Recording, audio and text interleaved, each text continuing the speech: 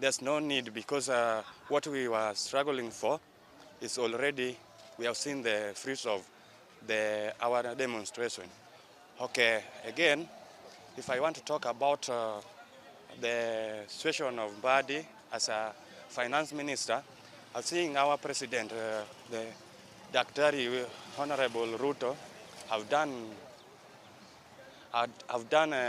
to Homa Bay blessing, because since we started this government, we have not seen a finance minister which is from Homa Bay.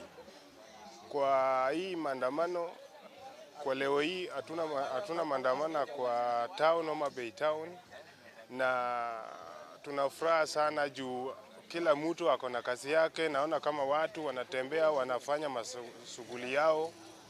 Sasa kwa hii Homa Bay sisi tunaona, sisi maagency tunaona hakuna maandamano juu ukienda kwa nyumba hakuna kitu yenye utaenda nayo kwa nyumba juu umeandamana. Sasa sisi hapa tuko na furaha, tunafanya kazi yetu. Watu wa bodaboda naona kama wanafanya kazi yao, watu wa biashara, na kitu yenye inanipea furaha sana, na furaha kutoka kwa Our Excellency Mr. President William Ruto.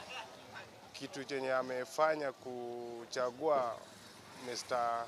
Mbadi kukuwa Minister for Finance.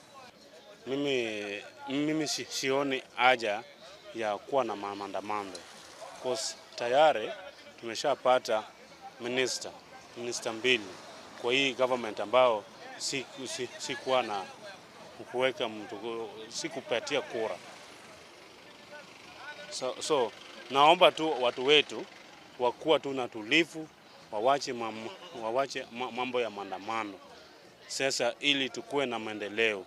Tukuangalia sehemu zingine ya Kenya anakuwa na maendeleo.